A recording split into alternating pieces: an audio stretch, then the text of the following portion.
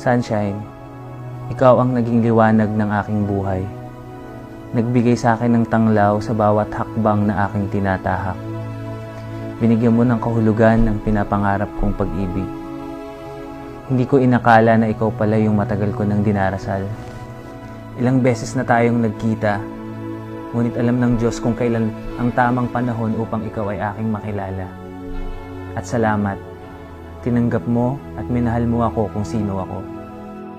Gusto ko munang mag-thank you sa'yo sa lahat-lahat ng sinabi mo dahil sa lahat ng pinangako mo sa akin, tinupad mo yon. After ng ilang taon, ito na yon. Ito na ang last day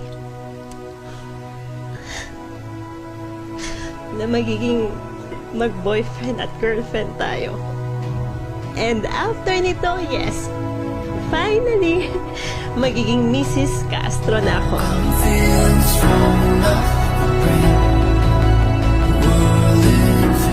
Inulan tayo ng madaming pagsubok. Ngunit sa mga pagsubok na iyon, mas lalo nating napatunayan ang ating pagmamahalan. Pinakita mo kung sino ka at ganun din ako.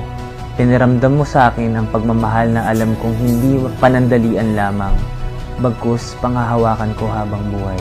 Gaya ng sinabi ko, isang beses lang ako mabubuhay sa mundong ito. At masaya ako dahil ang taong nilaan ng Diyos para sa akin ay nandito na. Thank you sa pagtitiwala sa akin na ibigay mo ang apelido mo. Proud akong bitbitin ang Mrs. Lynn Castro. Si God ang bumuo ng love story natin. Lagi natin siyang ilagay sana sa gitna. Lagi nating hayaan na siya ang magdesisyon para sa atin. Magtiwala tayo sa Kanya.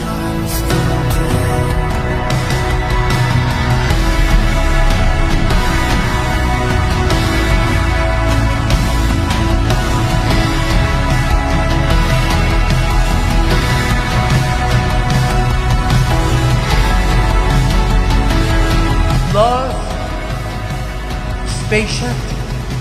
Love is kind. Love does not envy. Love does not boast. Love always perseveres. Manatili habang buhay ang pagmamahalan ninyo. Amen.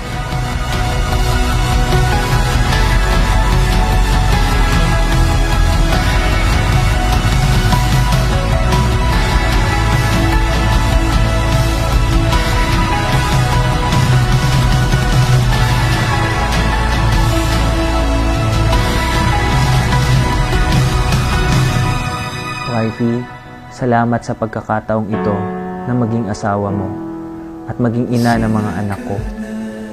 Simula sa araw na ito ay bubuo tayo ng ating mga pangarap at masasabi nating ating pamilya. Mahal na mahal kita at hindi ako titigil na mahalin ka at alagaan ka hanggang sa pagtanda natin. I love you so much.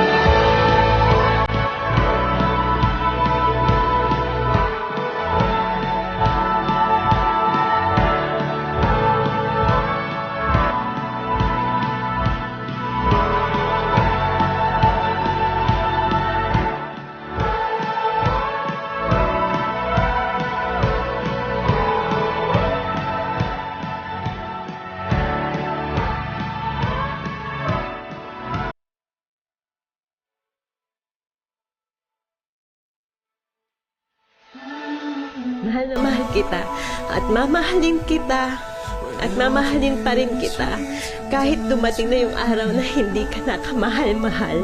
Lagi lang akong nasa tabi mo at nakasuporta sa'yo. Kami na mga anak mo. Hindi mo lang ako basta magiging asawa. Sa oras ng panghinaan ka ng loob, ako ang magpapalakas sa'yo. Hindi man tayo mabuhay o magkasama forever. Isa lang ang alam ko. Mula sa oras ng pagbulat ng mga mata ko, hanggang sa oras na isasara ko na ito. Ikaw na yung huling lalaking mamahalin ko, bukod sa mga bata.